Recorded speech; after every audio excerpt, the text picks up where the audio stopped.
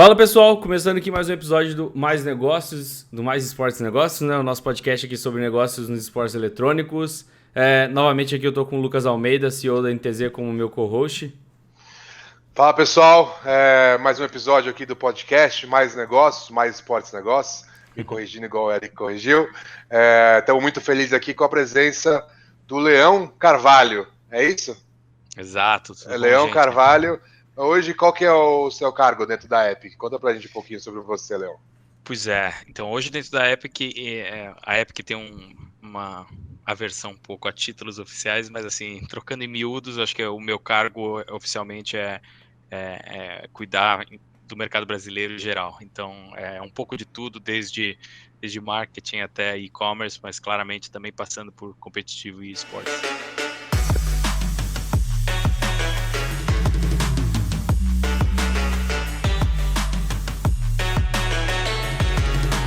Então, tudo que a gente quiser saber sobre Fortnite é contigo, pensando aqui no Brasil. Exato, Eu vou assumir que eu estou bastante curioso, assim, a NTZ vem investindo bastante no Fortnite, a gente teve algumas experiências bem legais, jogando o primeiro campeonato mundial lá com o Farro History fez história, né? History made history lá, foi bem legal. Mas mais do que isso, eu admiro muito, assim, tanto a parte de esportes, como vem sendo construída, mas como a parte efetivamente de dentro do game, né? Dos conteúdos, do show que teve, uma coisa absurda. Como que funciona isso? Qual que é a visão, né, da Epic para o Fortnite? Assim? Assim, é uma coisa de louco. Eu hoje faz exatos 3 meses que eu tô na empresa, então super recente, mas esses 3 meses, acho que a gente brinca lá que em Epic Years dá uns 20 anos mais ou menos, então eu já vi um pouco de tudo, é meio maluco, porque esses 3 meses, que nem você falou, aí teve tanta coisa que parece que já tô faz tempo. Mas também é interessante porque eu consegui perceber uma coisa que para mim é fantástico de estar vendo isso de perto dentro da Epic, que é um pouco essa, acho que quem vê de fora e eu via de fora antes desses 3 meses, é essa velocidade da entrega, essa coisa da inovação constante e sem parar e toda hora e super rápido. Então, ver isso de dentro assim é fantástico. Eu estando aqui nos Estados Unidos, então eu trabalho na sede mesmo da Epic, é ainda mais impressionante mesmo ver Fica em isso de Los perto. Angeles? Não, agora eu tô aqui na Carolina do Norte, que é onde fica a Epic, tem toda uma história que depois, se vocês quiserem, eu conto da parte do Tim Sweeney, que é o CEO e fundador da Epic, mas fica na Carolina do Norte, não é um hub muito, muito famoso aí da tecnologia, na verdade, hoje em dia até é um pouco, e está crescendo cada vez mais, depois eu conto a história do porquê que a gente está na Carolina do Norte. Mas essa inovação, assim, é fantástica, eu tenho que eu estava falando, é bastante impressionante ver isso de perto, desde show de Marshmello até futuro de esportes para a gente. Assim, uma das coisas que a Epic pensa sempre como visão é ser uma das empresas mais democráticas possíveis, principalmente dentro do jogo do Fortnite, o mais democrático possível. E isso, obviamente, não só reflete dentro de como é o jogo, né, de como você não só precisa eu não gosto de Battle Royale, tem problema, tem trocentas mil maneiras de você engajar com Fortnite, desde criativo até outros modos de jogo, até mesmo o PvE, né? Mas além de tudo, isso também transmite para o esportes e para o competitivo, né? A gente até brinca que a gente não gosta nem muito de chamar de esportes lá dentro, o time de lá chama competitivo, porque a gente não quer nem mesmo no nome restringir a quem acha que deva ser um atleta, e a gente respeita quem é atleta e quem se dedica 100% do tempo, mas a gente também quer dar a oportunidade da pessoa que está começando agora, mas tem um skill muito grande, uma habilidade muito grande, então por isso que a gente acaba chamando de competitivo. Não só isso, a gente tem uma visão bem interessante, diferente dessa história de, né, tá bom, legal, tem esse competitivo do Battle Royale, que é o mais hardcore, é o mais difícil, assim, de master, mas de você virar super bom nisso, mas ao mesmo tempo, que nem eu tava falando, a gente tem várias maneiras de você engajar com o jogo e com a comunidade, então, como você consegue ativar a parte de competitiva de uma coisa mais for fun, uma coisa mais de brincadeira. E mesmo assim a Epic ainda está pensando nisso. A gente tem alguns planos aí que estão para vir, para ser anunciados. inclusive já para esse ano, possivelmente, de como a gente vai solucionar essa equação aí de trazer pessoas que queiram mais pela diversão ou que queiram engajar com Fortnite de uma maneira que não seja necessariamente no Battle Royale, mas queiram competir, queiram embarcar ou ser picados um pouco por esse bichinho do esportes do competitivo. Então, é algo bem interessante porque eu jamais vi, assim, é difícil você administrar sequer um esporte, né, dentro de uma empresa, dentro de um jogo, assim, publishers que têm diversos títulos, geralmente acabam apostando em 1 ou 2 títulos para colocar as fichas do esportes mesmo, e a Epic, na verdade, está remontando esse esquema por dentro, porque não é nem só vários títulos, entre aspas, mas é dentro do mesmo jogo, a gente está buscando maneiras de competir diferentes e que permitam não só a competição tradicional, que isso sempre existiu, leaderboards online, etc., mas as pessoas seguirem carreiras profissionais de modos mais divertidos, menos hardcore. Então isso é meio maluco, assim, a visão de ver isso de perto e ver as discussões, como são tomadas essas decisões, é bem interessante. Léo, É, desculpa, Eric, deixa eu fazer uma pergunta. Na verdade, a gente vai falar bastante de Epic, né? Não tem como.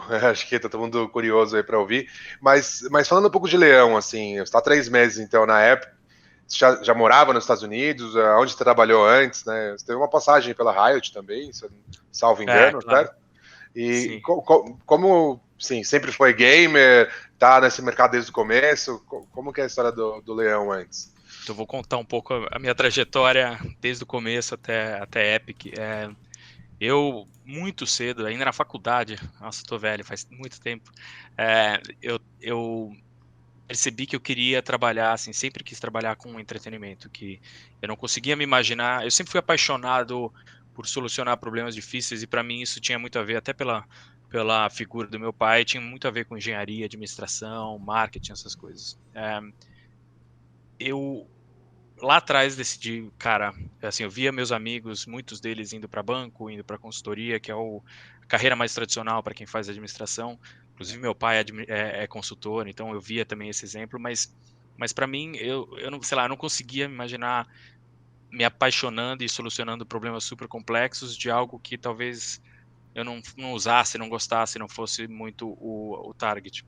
Então eu desde o começo falei, não, cara, eu quero trabalhar com entretenimento. Isso faz, sei lá, 15 anos, 20 anos, tô velho. É, e a indústria de entretenimento no Brasil nessa época era quase zero. Então eu sabia que eu talvez tivesse que trilhar um caminho meio torto aí para chegar no entretenimento. Eu tive muita sorte, assim, eu tive uma passagem rápida na indústria automotiva assim que eu me formei, menos de um ano eu trabalhei na Honda, mas logo depois eu tive a sorte de conseguir trabalhar para mim numa das maiores empresas que obviamente revolucionou o entretenimento no Brasil, que é a Rede Globo. Fiquei 3 anos e meio lá, trabalhava com Legal. marketing, super bacana, uma escola fantástica. Tenho amigos de lá até hoje, tem muita gente que eu conheci, inclusive depois na Riot, que eu conheci via Rede Globo, então foi muito bacana. Mas depois desses 3 anos e meio, eu decidi que, na verdade, eu queria progredir na minha carreira de uma maneira diferente. Ainda no Brasil, a indústria ainda estava muito pequena, então não havia muitas opções nessa época. Então eu decidi, na verdade, seguir minha carreira educacional mais do que profissional fora do Brasil, fazer um mestrado fora do Brasil. Então eu vim aqui para os Estados Unidos, fui morar em Nova York por 2 anos, fiz meu mestrado lá.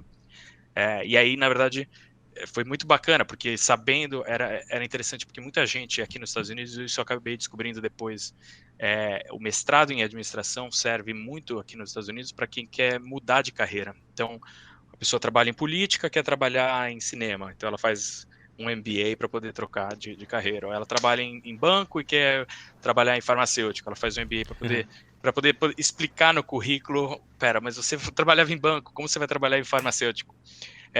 E eu não, na verdade eu vim exatamente para aprender com quem eu imagino que sejam, para mim, na minha visão, o melhor país dessa indústria de entretenimento. Então eu vim aqui para os Estados Unidos exatamente sabendo o que eu queria ainda na minha carreira, ainda na minha indústria, o que me ajudou a focar nas minhas aulas, nos meus estágios, nos meus contatos de networking.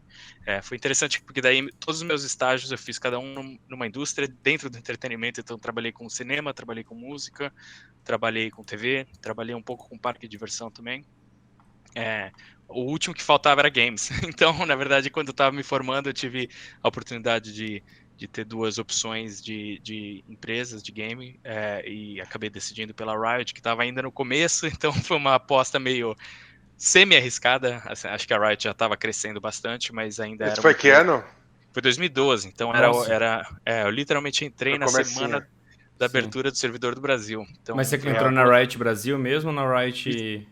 Pois é, e eu já estava de volta no Brasil, então eu entrei na Riot no Brasil. E aí a história é mais maluca ainda, porque eu quando eu entrei era para, na verdade, trabalhar nos Estados Unidos, em Los Angeles, ajudando o mercado brasileiro. Mais ou menos como eu faço agora com a Epic. É, e aí meu chefe na época falou, fica um pouco aí no Brasil, já, que nem eu falei, estava acabando de lançar o servidor, tinha pouca gente ainda no escritório brasileiro, precisava de ajuda. Falei, claro, vou trabalhar bastante com eles e tal. Ele falou, seu visto acho que vai levar umas 3, 4 semanas para ficar pronto e aí você já vem para cá. Eu falei, sem problema, não tem problema nenhum. As 3, 4 semanas viraram 6 meses, e aí, na Nossa. verdade, então o pessoal até me zoa, né, até hoje na Riot, você não vai embora, não? E aí, então, depois desses 6 meses, eu acabei me mudando para os Estados Unidos. Foi engraçado que daí 2 dias depois, o nosso vice-presidente estava no Brasil, ele falou assim, eu preciso que você volte, porque eu preciso que você toque agora o escritório aqui do Brasil. Eu falei, pera, mas eu literalmente acabei de voltar para os Estados Unidos 2 dias depois de esperar meu visto sair. Então, acabei voltando para o Brasil, e aí fiquei como country manager da Riot por 1 ano, mais ou menos. Então, no total, trabalhando na Riot no Brasil foi 1 ano e meio. Depois disso, acabei voltando para Los Angeles, que fiquei 5 anos, muito mais numa posição global do que com o Brasil. Uhum. Ajudei no resto de Brasil, mas foi uma posição global que aí não tinha muito a ver com o jogo especificamente, era muito mais com a expansão de IP, né, que tinha a ver com livro, comics, board games, etc., do League of Legends. E aí, recentemente, e aí fiquei até o fim da Riot, aí recentemente a Epic veio com uma oportunidade para eu não só experimentar uma empresa nova e um jogo novo em ascensão, mas também voltar com a minha paixão de lidar com o mercado brasileiro. Então casou tudo muito bem e agora estou na Epic, por isso. É bem Cara, legal a legal. história. Na verdade, quem aí ouviu os outros podcasts, qualquer semelhança aí com o Márcio, não deve ser mera coincidência, né? Então, para trabalhar com esportes, tem que ter um perfil de gostar de entretenimento e estar ligado com administração e economia, né? O Márcio também tem uma história muito parecida com a sua. E Mas, Eric, geralmente é um pessoal que, tipo assim, trabalhou bastante, estudou bastante, né? O pessoal acha que pra trabalhar com games é só ficar jogando, né? fica jogando, né? Isso É daí é o de engraçado que menos. isso faz toda a diferença. Claro que a paixão é um componente essencial para muitas empresas, né? É engraçado que para algumas ainda não, mas para muitas cada vez mais é um componente essencial, porque claramente as empresas começam a perceber que você tomar uma decisão, principalmente mais complexa, quanto mais dados e informações você tiver, melhor. Um deles, claramente, é a sua paixão como jogador. Então, não é o único dado que você vai usar para tomar uma decisão, mas ela serve como uma base muito forte. Você pensa, como eu me sentiria sendo jogador? Então, por isso, e até respondendo um pouco a sua pergunta que eu esqueci de responder, Lucas, sempre joguei videogame a minha vida inteira. Meu pai me ensinou jogando Monkey Island lá atrás, Prince of Persia, jogando os jogos que o pessoal talvez não conheça mais hoje em dia, mas lá atrás, super velho. E aprendi inglês jogando videogame, aquela história que 90% da nossa geração que não tinha muito acesso a outra coisa tem parecido. Então, concordo que nem vocês falaram, acho que jogar e gostar do que faz é um componente importantíssimo, mas não é o único, tem que estudar muito, tem que saber muito, tem que entender muito o máximo possível, tem sempre que buscar melhorar e aprender, etc. Quando você foi pra Epic, você, tipo assim, Fortnite chegou e explodiu, né? Fortnite do nada explodiu de uma maneira que eu acho que nos últimos 10 anos a gente não teve um jogo que fez isso, né? Talvez foi bem mais rápido que o LoL até, eu acho. Então, não bateu um pouquinho aquele medo, sei lá, vou lá pra Epic, vai que Fortnite é só um negócio passageiro, né? E eu acabo Ah, largando às vezes a Riot, que é um jogo que já tá há 10 anos, ah, tá fincado já, assim, sabe? Como pois que foi eu isso daí? tive a sorte de vir agora, né? Então o Fortnite já estava mais estabelecido. De qualquer maneira, eu de fora, eu dentro da Riot não sabia como era o Fortnite no mercado brasileiro, ainda mais estando aqui 5 anos. Então, é, além disso, tem toda a parte pessoal, que é mudar com um filho que tinha acabado de nascer, com esposa que teve que largar o emprego. Então, é um risco de qualquer maneira, né, independente do jogo. É essa coisa que você falou é, pô, mas tá bom, mas e o Fortnite vai durar para sempre? O LoL tá 10 anos, o Fortnite tem 10 anos. Isso tudo, obviamente, entra na equação, né? Eu acho que e de volta nessa história de entender mais, conhecer mais, acho que também isso faz toda a diferença na decisão que você vai tomar da sua carreira, porque para mim, por mais que eu ainda ame de paixão a Riot, tenho o maior respeito pela Riot, pelas pessoas que estão lá, conhecer a cultura da Epic e ver que é uma empresa que existe há quase 30 anos, é, não é, Olha, não é, então não é uma empresa novata, que tem toda uma novidade. base estabelecida de Unreal Engine, de outros jogos como Gears of War e etc. É muito interessante. Agora, do outro lado, o risco e a coisa, o desafio de não vir numa empresa que já tá em cruise control, é que, na verdade, se você parar pra pensar isso, eu sempre falo, a Epic, uma grande parte do começo da Epic foi muito mais uma empresa de tecnologia do que de jogos por causa da Unreal Engine. É claro que tinha Unreal Tournament e etc, mas era muito mais a parte de tecnologia que estabelecia a empresa. Ela, obviamente, começou a estender seu braço de desenvolvedora de jogos com Gears of War, Infinity Blade, etc. Óbvio que com Fortnite também, mas principalmente junto com Fortnite, que a Epic começou a aprender a ser uma publisher, e principalmente uma publisher global, que não era antes, né? Ela desenvolvia o jogo e outras publishers que publicavam.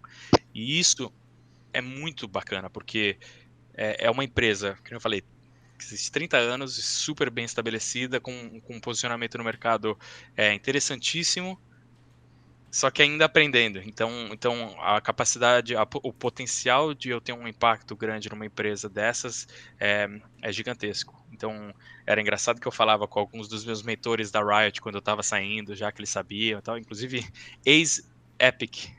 O pessoal que saiu da Epic e foi pra Riot uns 5 Dança das anos atrás cadeiras. também. Dança das cadeiras. E eles falavam, vai ser super bacana, porque você vai ensiná-los como fazer publishing globalmente. E você ter essa confiança de poder falar, pô, eu vou ensinar uma das maiores empresas do mundo a como pensar no jogador lá no Brasil, ou lá no México, ou lá na Argentina, isso é impagável, assim, é muito bacana. Sim, falando rapidinho, eu tava nos Estados Unidos em novembro agora, acho que novembro, All Stars do League of Legends, e aí eu no shopping, assim, eu entrei numa loja, cara, vendendo várias coisas de Fortnite, assim, tipo assim, tinha muita coisa mesmo, tinha muito destaque, tinha uma meia do Ninja, né, tipo assim, sendo vendida. Eu olhei um monte de coisa assim, caramba, tipo assim, eu peguei um Uber, eu falando que tava indo pra um evento de videogame e tal, o Uber me perguntou, pra onde você tá indo? Eu falei, tô indo pra um evento de videogame. Ele, Fortnite? Tipo assim, eu vi que o Fortnite, nos Estados Unidos especificamente, né, explodiu de uma maneira bem maior que aqui no Brasil, né? É engraçado, e isso é muito bacana, assim, para mim, como desafio, porque é o que você tá falando, exatamente. O Fortnite aqui é completamente é, estabelecido na cultura popular e tá em filme, em seriado, em livro, em revista de quadrinho, onde você vira tem Fortnite. Se eu perguntar para a senhorinha da esquina, ela sabe o que é Fortnite. O que é interessante, porque no Brasil, na verdade, acho que o jogo que mais se aproxima com isso é o League of Legends, né? Então, Aham. por ter aparecido muitas vezes em televisão, e tem canal aberto, em muita reportagem, e teve uma posição lá atrás também que foi desenvolvida muito bem, desenvolvida pelo time aí do Brasil, na verdade, é essa posição de cultura popular aí, de estar dentro da cultura popular, e se você perguntar para qualquer um o que é o League of Legends, aí o pessoal sabe, o que não é necessariamente verdade aqui nos Estados Unidos. Então é um desafio interessante de ser um brasileiro nessa posição, de conseguir ver os dois lados e de ter essa história na Riot e agora na Epic. Isso está sempre na minha cabeça, então aprendi bastante com a Riot aí no Brasil, tomara que eu consiga aplicar um pouco esse aprendizado no Fortnite. Leão, e a parte de negócio, então? Como que funciona? Então, obviamente, existe os itens em games, né? Que com certeza é a maior parte de receita, mas que visão que seja pública, né? Que você possa contar pra gente, que o Fortnite tem dentro tanto da parte de esportes, como fora do esportes mesmo, né? Eu vi comerciais da NFL, eu vi interações, uns cross-mídias que provavelmente tem um potencial financeiro, se já não existe transações financeiras envolvidas. Como que é a visão pública aí da Epic? Eu acho que é um pouco, aliás, é bastante parecida com a Riot, que se você parar a pensar em termos de negócio, isso acho que não é segredo para ninguém que trabalha com jogos, até por ser 90%, principalmente em lugares como os Estados Unidos e Europa, 80, 90% das vendas são digitais. O que significa que a margem de lucro de itens digitais, como skins, como emotes, como qualquer outra coisa, é muito mais alta do que qualquer coisa que você vai vender fisicamente. Então, a margem de lucro de um jogo virtual, um jogo digital, vai ser 100% sempre maior do que qualquer outra oportunidade de patrocínio, de licenciamento, etc. Claro que você fazer um licenciamento, e aí acaba sendo um pouco, de novo, a visão da Epic e da Riot muito parecida, acaba sendo uma fonte de renda, óbvio que é. Então, a meia do Ninja, que nem na verdade, a receita nem vai para a Epic, mas camiseta de Fortnite, camiseta do League of Legends, etc. Claro que é uma fonte de receita, mas nem se compara com a fonte de receita do jogo, óbvio. Então, Talvez um pouco mais marketing do que exato. efetivamente receita. Eu acho que tem bastante de marketing e, na verdade, De tem lucro, né? bastante. Exato. E, na verdade, tem bastante, de novo, por conta da Riot e da Epic, não posso dizer das outras empresas, mas eu sei que essa é a filosofia, tem muito a ver com a entrega do que o jogador quer. Então, o jogador que quer, eu quero ter a meia do Ninja, eu quero ter a camiseta do Mordekaiser, tá bom. Então, a gente tá ok com não ter tanta margem de lucro nesse produto e nem vai ser algo que a gente vai buscar ter essa margem de lucro. Então, pega a qualidade um pouco pior da camiseta para poder ter uma... Não é essa a ideia. Então, o que, na verdade, é isso que é bacana, porque permite você ter diversos tipos de produtos e ofertas para o mercado, que na verdade você pode ter uma qualidade muito maior, porque a sua expectativa de margem de lucro não está lá. Você não precisa daquele produto para se manter. Então é uma visão mercadológica um pouco diferente. Além disso, tem uma história que eu posso explicar um pouco melhor para se o pessoal não entender, que tem muito a ver com a empresa de capital aberto ou não, né? Tanto a Epic quanto a Riot não são empresas de capital aberto. Isso é bom e ruim, tem prós e contras. Acho que o maior pró dessas duas empresas é porque, na verdade, os nossos donos, na verdade, são os jogadores. Então a gente só responde aos nossos jogadores, o que significa que são eles que têm que estar felizes. Isso não necessariamente é uma verdade para a empresa de capital aberto, ou seja, uma empresa que tem ações vendidas na bolsa. Elas, obviamente, estão pensando também no jogador, com certeza, mas eles têm uma pressão de entrega de resultado para quem tem ações dessa empresa. Então isso também não sei se é melhor ou pior, eu tenho a minha opinião, que para mim é melhor que seja de capital fechado, mas não necessariamente é.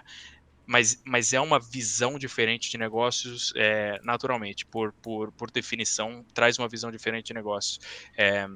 Uma um pouco mais a curto prazo, outra um pouco mais a longo prazo, uma com uma receita mais direta que você tem que ter, então você talvez consiga entender que o licenciamento pode ser uma fonte de renda bem menor, para que, na verdade, seja mais marketing, ou muito mais para a experiência de jogador, versus uma empresa de capital aberto que tem que mostrar uma fonte de receita também, talvez, em licenciamento, também, talvez, em vendendo merchandise. Então, são diferenças que, assim, eu tenho muita sorte de estar na Epic, porque a gente pensa muito essa história, que também a Riot faz, né, que não, a experiência do jogador primeiro, independente de qualquer coisa.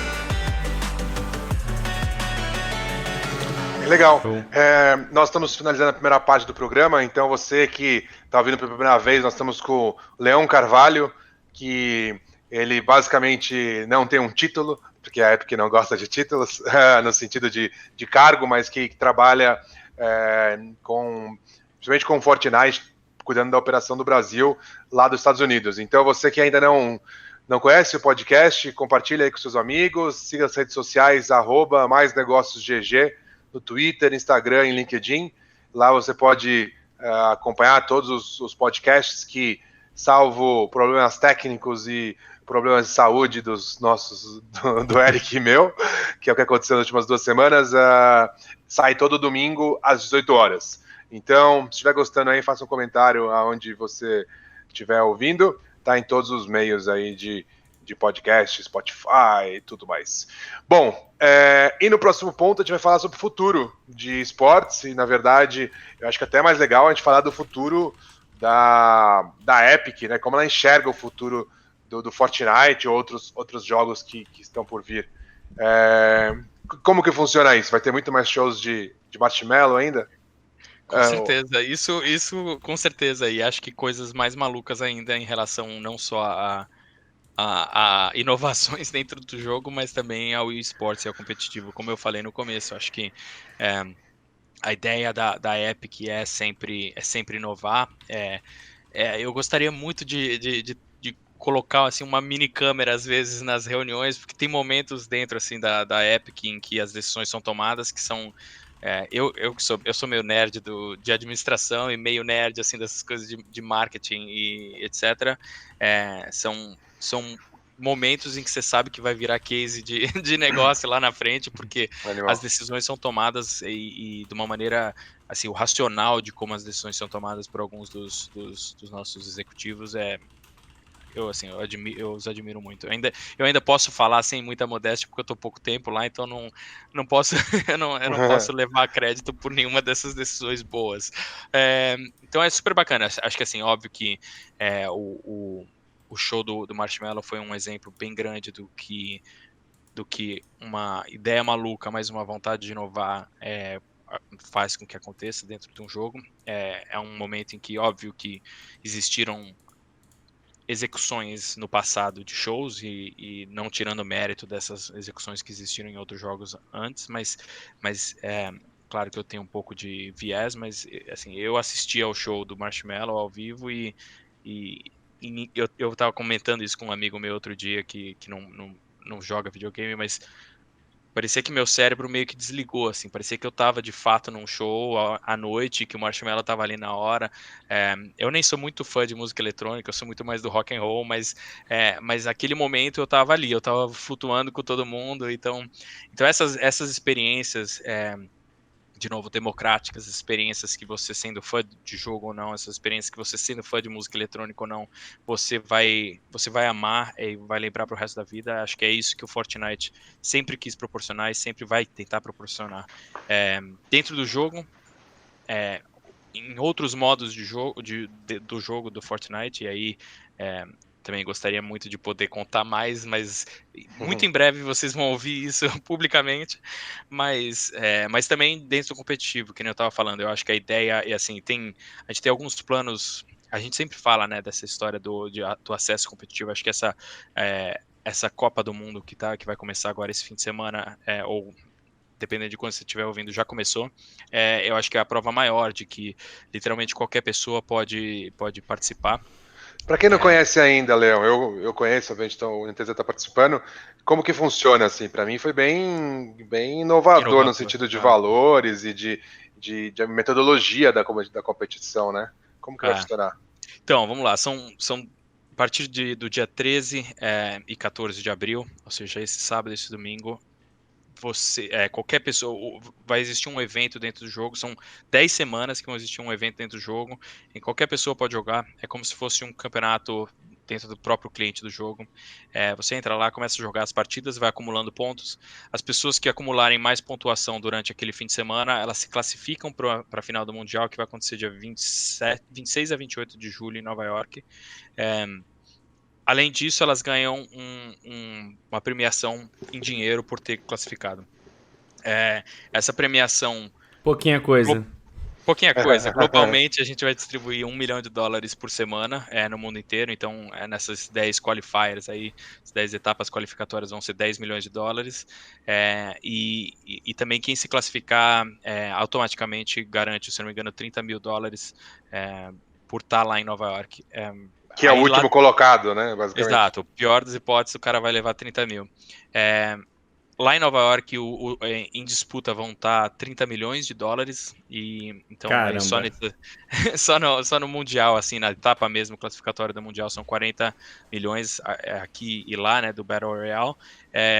Mas, que nem eu tô falando, a gente ainda tem, e a gente anunciou que são 100 milhões esse ano, né, do competitivo, ou seja, tem mais, só fazer uma continha básica aí, tem muito mais dinheiro ainda que a gente vai distribuir, não só no Mundial, em outras tracks que eu tava falando, então dá para começar a ligar os pontos de alguma das coisas que eu tava falando, mas também obviamente, além do Mundial. A premiação chega até a assustar um pouquinho, né? O próprio Mundial do LoL não tem uma premiação tão grande. A gente tem o Dota, né, que tem uma premiação O Dota foi 18 o gigantesca último, não também. foi? Ou Ah. não? Não foi mais que 18? Cara, eu não lembro, hein.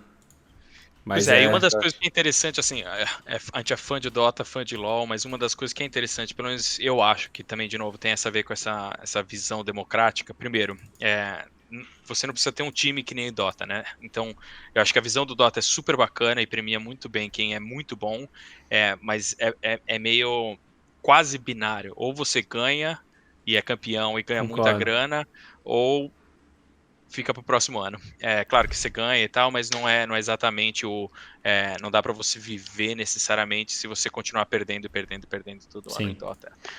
Já o do Fortnite, que nem a gente tá falando, se eu não me engano, mesmo no Qualify, né, nessas semanas qualificatórias, se eu não me engano, acho que são entre os 25 primeiros ganham algum tipo de premiação. Então, por 10 semanas, na pior das hipóteses, mesmo que você não se classifique para o Mundial, você pode ganhar uma grana boa em 2 meses e meio aí, que dá para se manter, se não até o fim do ano, pelo menos uns bons meses.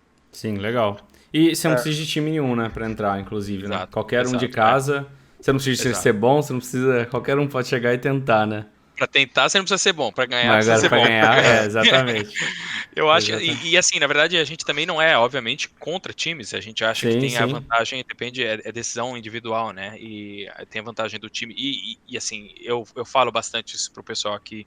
É porque eu tô num momento educacional aqui fora para eles entenderem as dificuldades e diferenças do mercado brasileiro e latino-americano. Acho que para mim, pelo menos, o Lucas vai poder me dizer isso com muito mais precisão, mas para mim, acho que uma das diferenças principais do porquê vale a pena ter time dentro do Brasil, né? E do porquê a gente vê uma estrutura de time, ainda mesmo no Fortnite, muito mais no Brasil, muito tem a ver com a estrutura que o time proporciona, né? Então, é, claro que você pode falar, bom, mas eu posso ganhar mais dinheiro, a conta básica, eu posso ganhar mais dinheiro se eu fizer tudo sozinho.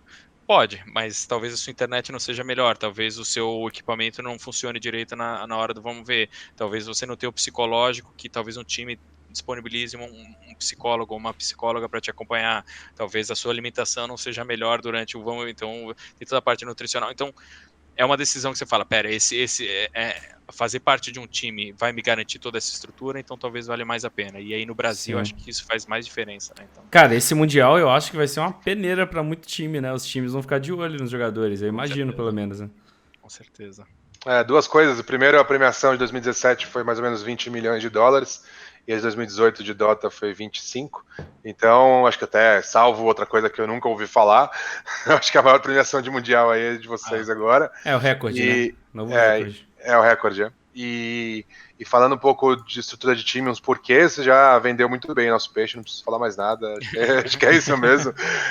Em último caso, se a internet cair, tem 2 TB de backup, então assim, exato, realmente o cara exato. consegue competir em alto nível numa estrutura de alto nível. Inclusive, a nossa ideia é trazer as 2 duplas que a gente tem para ficarem durante todas as semanas, né? Acho que são 3 meses, 8 semanas, né? 10 semanas. 10 semanas, dá 2 meses e meio, jogando lá do setor de treinamento. Eles, na verdade, depende deles decidirem. Claro. Mas bem legal. A gente também tem mais um tópico, que é o tópico de faturamento. Então, se eu tocar um pouquinho no ponto, né, de faturamento, existem outras formas de faturamento. Então, legal, tem um licenciamento, por exemplo, com a NFL, né, o quão público foi, como funcionou essa parceria, enfim, que outras formas de faturamento a Epic encontra hoje ou já publicamente faz parte do futuro dela? Eu acho que assim, basicamente é o jogo e licenciamento. Patrocínio mesmo dentro de esportes, até porque existe, não é uma fonte de renda grande e não necessariamente porque não é uma vertente importante do esporte, porque na verdade é porque o competitivo de Fortnite ainda é muito nascente. Então, não só para as empresas que estão investindo ainda é uma incógnita, pode ser uma incógnita, mas também até mesmo porque a gente não teve ainda, sei lá, uma liga, não teve o Mundial, esse é o primeiro Mundial, então ainda está no começo. Hoje em si é só o jogo, e a venda do jogo, porque você pode comprar a versão single player, né, PvE, Sim. você pode comprar o acesso antecipado, e também, obviamente, o licenciamento. Acho que acho que um dos diferenciais da Epic que é interessante perceber é que, por exemplo, em relação, vou dar o exemplo mais claro para mim, que é a Riot, que é onde eu trabalhava, é que a Epic não tem só o Fortnite, né? Então, obviamente, como receita, a gente ainda tem a engine, que é a Unreal Engine, que é usada em diversos jogos. Além disso, eu acho que isso é uma coisa interessante. Agora a gente lançou recentemente, em dezembro, a loja de jogos da Epic, né? Então, foi para mim uma jogada também de mestre em relação à estratégia. Isso é aberto, a gente sempre falou isso. O nosso CEO deu uma entrevista recentemente em relação a isso. Acho que um dos maiores assets que a gente tem como empresa pelo sucesso do Fortnite é uma comunidade muito apaixonada que usa o nosso client para entrar no jogo. Então a gente tem, né, uma massa de pessoas gigantesca que é apaixonada pelo jogo e entra no client todo dia e joga toda hora o Fortnite. Por conta disso a gente resolveu falar, bom, isso é um diferencial competitivo muito grande, então por Um isso a gente ativo resolveu. gigante, né? Você tem a pessoa Gigantesco. todo dia para jogar Exato. ali, só para ver uma informação às vezes, né? Exato. Então, por conta disso, faz todo sentido você ter um marketplace, né? Uma loja ali Sim, que legal. as pessoas que já são gamers, elas vão falar, tá bom, vou comprar esse jogo. Então, gera uma receita também maior para Epic. É engraçado porque, assim, não é obviamente diretamente do Fortnite, mas ela só existe por conta do sucesso do Fortnite. Então, acaba sendo uma receita indireta do Fortnite. Não, uma coisa que eu queria falar sobre isso é que a Epic, eu acredito, pelo menos na minha visão, que eles inovaram bastante na forma de como monetizar o Fortnite, na venda de skins. Eu acho que eles fizeram de uma maneira bem melhor que a Riot, em diversos pontos. Pra quem não sabe, você entra lá no jogo, tem a loja do dia. Então, se você não comprou aquela skin hoje, você não vai conseguir comprar ela em qualquer momento, igual é no League of Legends, por exemplo. São poucas skins que tem esse tempo limitado, né, no LoL. No Fortnite é praticamente todas, né? E ela volta depois, então é um negócio meio assim, maluco. E E você também. acaba comprando ali, porque se você não comprar, você perde, pode nunca mais ver, né? Tem aquela Legal coisa da essa sacada. escassez, né? Tipo assim, ou você É, compra agora ou você não compra. Então. E outra coisa também que eu acho incrível é o Battle Pass, que quando eu tava jogando eu cheguei, pá, tem que comprar, né? Você já vai, você já compra o Battle Pass. A Riot, inclusive, tá fazendo algo parecido no Mundial, etc. Várias outras empresas já estão fazendo, né? O Apex chegou fazendo também. Então o Battle Pass também acho que foi um sucesso também. Eu acho que a Epic Games trouxe umas formas diferentes de monetizar. Não tô nem dizendo que... Não sei nem se inovou, porque às vezes poderia ter um jogo mobile que fazia isso, não sei. Não, eu te Mas digo já que não. é, Isso é uma coisa bacana pra caramba da Epic, assim, as pessoas, antes eu não as conhecia, agora eu as conheço pessoalmente. As pessoas que tomaram essas decisões, né, de estruturar o jogo, e depois eu conto uma história que pra mim é uma das coisas mais malucas do mundo, mas de estruturar o jogo da maneira que foi, como negócio, que nem você tá falando. E é, não foi a Epic que inventou o Battle Pass, óbvio.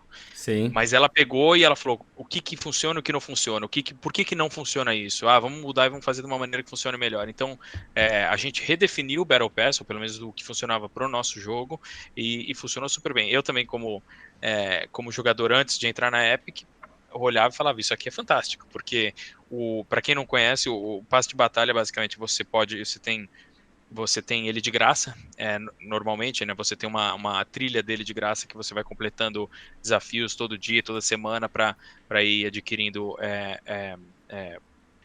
skin, emote, etc. no jogo. Mas também você pode comprar uma versão premium dele, que, se não me engano, custa $10 aqui nos Estados Unidos. Que aliás depois a gente pode falar um pouco de preços no Brasil, mas custa $10 nos Estados Unidos e que você então consegue acesso a mais uma trilha que você pode ter mais desafios e mais skins e emotes, etc. Então é bacana porque de novo, democrático, você não precisa comprar, se não quiser, você tem acesso, é democrático no sentido de não ser necessariamente atrás de sorte, você sabe exatamente o que você precisa fazer a cada semana para ir atrás daquela sim. coisa que você quer muito. Então é aberto, é democrático e é justo. Legal. Foi um Você, negócio assim, você, me você comentou surpreendeu. duas coisas. Quer falar, Eric? Não, pode falar. É que você comentou duas coisas que depois você contava, né? Então, Claro. como a gente chegando na final da segunda parte do programa, a Sim. primeira é por que é em Carolina do Norte, então eu fiquei curioso. E a segunda, eu não sei se você vai falar de precificação, valores no Brasil, eu não sei se tem Falo. nessa linha, mas é uma linha legal para contar pra gente imagino que deve ser mais caro no Brasil Sim. por motivos governamentais, né? E aí eu, como dono de empresa, imagino o caminho que você vai, mas conta pra gente as duas histórias. Na verdade, tem uma do meio que eu quero muito contar, não posso deixar de contar, mas eu prometo que eu conto super rápido. Eu acho que é da Carolina do Norte, na verdade, nenhuma surpresa, o fundador era daqui, então montou a empresa aqui. Agora, a parte que eu acho bacana, que é muito interessante, eu brinco que eu tenho um man crush no CEO da Epic, porque, assim, ele como líder, ele tem muitas das características que eu, se algum dia for CEO de uma empresa, quero muito ter, que é um respeito fenomenal pelos funcionários. Assim, eu nunca vi nada parecido dentro ou fora de jogos. Então ele tem um carinho, ele tem um respeito, ele valoriza muito o funcionário da Epic. E por conta disso, na verdade, teve uma época, bem no comecinho da Epic, ainda chamava Epic Mega Games, alguma coisa assim. É, a Epic tinha um estúdio em Montreal, se eu não me engano, e acabou dividindo bastante, né, a operação entre Carolina do Norte e Montreal, por conta de dificuldades. Na época, eles tiveram que escolher, falar, não vai dar, a gente vai ter que ter um local só, vai ter que fechar um dos dois lugares. E ele, em vez de tomar a decisão de falar, tem que ser onde eu quiser, vai ser na Carolina do Norte ou vai ser em Montreal, o que ele fez foi literalmente uma votação e as pessoas podiam Caramba, que explicar, legal. eu quero que seja aqui por causa disso, eu quero que seja aqui. Então, quem decidiram foram os próprios funcionários e acabou sendo bom para ele, porque acabou sendo onde ele morava já, mas não foi ele que decidiu, tomou uma decisão assim, eu quero e pronto. Que na Super época bacana. foi ficar na Carolina do Na Carolina Norte? do Norte e ficou Aham. até hoje, exatamente. Hoje, na verdade, a gente tem trocentos milhões de escritórios e estúdios espalhados no mundo. A Epic tem, assim, quando a gente vê uma tecnologia muito inovadora, mesmo que seja um estúdio de 2 pessoas de VR no interior da Dinamarca, a gente tem geralmente a estratégia de ir lá e falar, vocês não querem, em vez de a gente fazer uma parceria, vocês não querem fazer parte da família Epic? Então a gente acaba aqua-hiring, que a gente chama, né, que é você contratar as pessoas através de aquisição da própria empresa delas. Então a gente acaba tendo estúdios espalhados no mundo inteiro. A segunda que eu queria contar super rapidamente é que isso é público, tem até eu recomendo fortemente, o chefe do meu chefe tem uma palestra na GDC que ele deu, acho que 2 anos atrás, explicando como foi a estratégia de publicação de ida ao mercado do Fortnite, o Battle Royale. O Fortnite, que nem eu falei, sempre existiu, né? Foi um jogo de single player que está em desenvolvimento, se não me engano, desde 2011, na verdade. E aí ele conta toda a estratégia de não só de go-to-market, que a gente chama, né, de você de fato levar esse produto ao mercado, mas até mesmo de desenvolvimento no total. Eu não vou me estender muito na estratégia, a gente pode deixar para outra parte se vocês quiserem, mas da decisão que eles falaram, esse gênero de Battle Royale tá dando certo, acho que a gente tem dá pra gente criar o nosso baseado no Fortnite, até de fato o jogo ser lançado foram 9 semanas, então é um negócio completamente Caramba, surreal, você ficou anos envolvendo e desenvolvendo o jogo, mudou o caminho em mudou, semanas. exato. Que 9 legal. semanas, tiveram que desenvolver o jogo quase do zero, né? A parte do Battle Royale, os assets já estavam lá, mas toda a lógica do Storm fechando, o RNG, etc. Mas foram em 9 semanas, toda a parte de marketing, estratégia de marketing, etc. Cara, eu lembro que eu morava com um amigo meu, tipo, em final de 2017, não sei, em 2017. Aí ele comprou o Fortnite, o modo PvE, né? Uhum. Aí ele comprou, um outro amigo meu comprou também, ficou falando pra mim pra eu comprar. Eu falei, cara, não é muito meu estilo de jogo e tal. Aí eu vi o jogo, achei legal, falei, pô, ia ser maneiro se tivesse algum PVP aí, né? Nesse jogo, assim, porque eu vi o estilo é legal. Aí passou um tempinho, pá, chegou o Battle Royale e, tipo, baixei na hora também, né? E totalmente Exato, gratuito, né? Então, exato. saiu arrastando a galera pra jogar, né? Ó. E aí o último ponto dos preços, antes da gente parar aí um pouco, o basicamente, assim, eu acho que a minha experiência de ter feito a mesma coisa que eu estou fazendo na Epic, ter feito na Riot, é interessante, porque assim que eu cheguei, e por isso que eu digo que eu estou 3 meses, mas parece 20 anos, assim que eu cheguei aqui, eu falei, deixa eu levantar umas pedrinhas aqui que eu tenho certeza que vão existir algumas ineficiências aqui, até por conta do pessoal não conhecer o mercado brasileiro, o pessoal não está prestando atenção necessariamente porque eles têm outras prioridades, são, sei lá, 2, 3 caras para olhar o mundo inteiro. Então eu falei, deixa eu olhar aqui debaixo dessas pedrinhas para ver se não tem ineficiências e não deu outra. Tinham várias. Então, uma delas que eu falo até abertamente isso também no Twitter. É um projeto, ainda não tenho nada muito concreto, mas uma das coisas que eu quero arrumar em geral é não só a experiência de compra, né, de pagamento, mas também tentar trazer uma estrutura de preço, pelo menos, primeiro mais lógica, porque o do PC é em dólar e é $10, o do console é outro preço, já tá uma maluquice completa que eu quero arrumar, mas também ao mesmo tempo tentar trazer ela mais justa para o mercado brasileiro, né? O máximo que der, porque, que nem você falou assim, eu apresentei isso recentemente numa apresentação aqui para os executivos, a pressão para o gamer brasileiro vem de todos os lados, né? A gente tem como brasileiro, a gente tem um poder de compra menor em relação ao americano. O preço das coisas, além de tudo, tende a ser mais caro até, né? Então, se você pegar até diretamente o preço por conta de imposto de importação, imposto de trabalho, etc., acaba sendo o preço mesmo final, acaba sendo mais caro. Então, é pressão de tudo que é lado. O cara ter o hobby de ser gamer no Brasil é porque é muito apaixonado mesmo, porque não é fácil, você tem que passar por todos os obstáculos possíveis. Então eu quero tentar trazer, né, o Fortnite para a realidade brasileira o mais rápido possível. Isso Legal. também, o fato do Fortnite ter crescido tanto nos Estados Unidos e ser um país com poder de compra, não sei se tem algum país no mundo com poder de compra tão grande como os Estados Unidos, foi uma das razões, né, pra Epic estar lucrando tanto, né?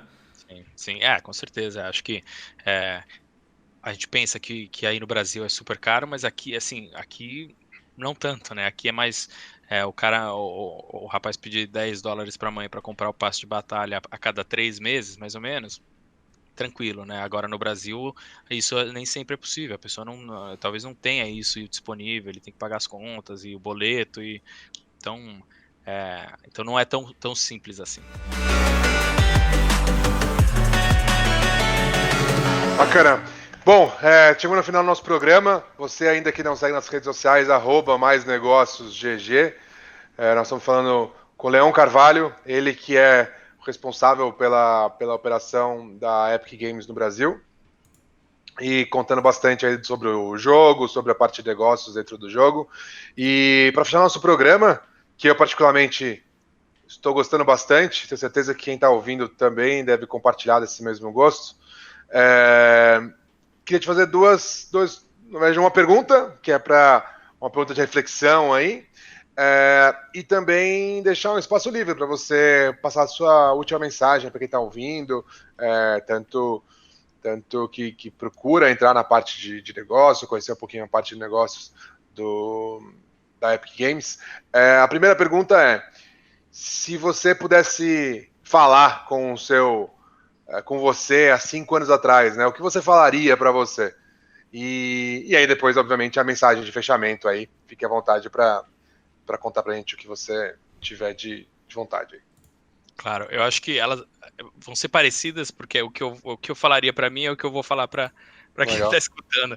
Eu acho que assim, eu sou apaixonado, sempre fui, até minha mãe sempre brincou comigo, assim, apaixonado em saber novidades, conhecer coisas novas e sempre tentar descobrir o que tem de novo, alguma coisa, ler bastante, conhecer o máximo possível. Então, eu recomendo que todo mundo faça isso. Lógico que eu tenho esse viés, mas uma das coisas que eu recentemente, assim, parece meio óbvio, mas que recentemente eu descobri que é algo muito forte, que assim, é o poder, como é que fala isso? É o poder dos juros compostos aplicado ao conhecimento. Então, o que eu quero dizer com isso é o seguinte: os juros compostos, todo mundo sabe, Einstein já dizia que a maior força a maior força do universo, mais do que gravidade, mais qualquer coisa, é os juros compostos. Que quanto você, mesmo uma mudança pequena, se aplicada a um período de tempo muito grande, é uma mudança gigantesca. Então, isso aplicado ao conhecimento, para mim, é uma coisa assim que abriu minha cabeça recentemente, que se você mudar o seu comportamento e você tentar se melhorar 1% todo dia, né? Não é nem falar assim, hoje eu vou mudar completamente, vou fazer isso, vou fazer aquilo. É difícil, né, você mudar esse tipo de comportamento, é difícil mudar seu hábito. Então, se você tentar melhorar você todo dia 1%, em vez de tentar mudar tudo. Depois de 10, 15 anos, ou 5 anos até, que nem você estava falando, você é uma outra pessoa completamente diferente. Os japoneses chamam isso, ironicamente, obviamente, eles já codificaram todo esse tipo de coisa, eles chamam de Kaizen. Então, essa filosofia do Kaizen, da mudança pequena, mas consistente e progressiva, é algo que se eu pudesse voltar 5 anos atrás, eu faria com que eu aprendesse mais rapidamente para que hoje eu estivesse muito mais adiante de onde eu estou. É legal. Sim. Muito bom, eu adorei. Agradeço, Leão, novamente por aceitar o convite, por participar. E Eric? Cara, muito obrigado aí, Leão. Foi bem legal o papo.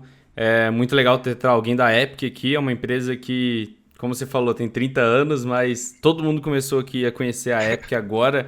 Né? O Fortnite foi uma explosão. Inclusive, eu perguntei se alguém tinha uma pergunta, né? Tuitei aqui. E a pergunta foi sobre o crescimento do Fortnite, então eu acho que a gente falou bastante sobre isso. Tá respondido aí pro @CBLODepressão que mandou a pergunta. E queria agradecer, então, sua participação. Valeu por ter falou bastante coisa da empresa, foi bem legal mesmo. Muito obrigado aí pela presença. Eu que agradeço e estamos sempre aí para o que precisar. Espero que esse podcast sirva de inspiração para pelo menos alguém. Eu acho que isso que é o bacana, assim, essa história de inspirar as pessoas é o que realmente me motiva. Falando da empresa de carreira de games, né, um pouco que nem vocês falaram, eu acho que não interessa muito o que você faz, no que você é formado, mas contanto que você tenha a paixão de crescer e melhorar, que nem o Lucas e o Eric falaram, de conhecer mais, de se aprimorar todo dia, é isso que importa e tem muita oportunidade aí em games para todo mundo. Show. Eric, antes que eu esqueça, Leão, antes que eu esqueça, se alguém quiser te contar as redes sociais, tem alguma rede social? Você tem Twitter? Inclusive, o mais fácil para mim é no Twitter. Infelizmente, Leão não estava disponível, então é difícil conseguir o meu. Então, eu acabei fazendo a piada com o meu nome e eu traduzi em inglês. Então, como é Leão Carvalho em português, se você procurar por Lion Oak, vai me achar aí no Twitter. Mas se procurar por Leão Carvalho também no search, acho que eu devo ser se não o único, um dos poucos. Muito bom. Não, eu tava, na hora que eu fui te marcar ali, aí eu reparei, pô, Lion Oak, né? Eu saquei na hora. Não, muito bom. Então é isso, né, gente? Muito obrigado a todo mundo que escutou aí. Siga aí, então, o Lion Oak aí no Twitter. Siga o Mais Negócios de GG também nas redes sociais. Muito obrigado a todo mundo que nos escutou aí. Olá, aqui é Pablo, eu sou o produtor do Mais Negócios. Eu gostaria de te convidar a escutar outro episódio. Obrigado também por escutar até aqui. Siga nas nossas redes sociais e siga aqui na plataforma também. Muito obrigado por ouvir. O basquete já é uma das maiores ligas do mundo. Ele fala assim, quem vai comprar o meu carro no futuro é esse pessoal que está assistindo. É o mesmo impacto que você patrocinar uma Fórmula 1. Eu não tenho os números de cabeça agora, mas números de Excel como um todo e de grandes ligas não devem ficar muito atrás de uma Fórmula 1. No Brasil... Eu acho que é maior. Então, eu chuto que é maior, com certeza. Né? 47 milhões de espectadores em 2017, né?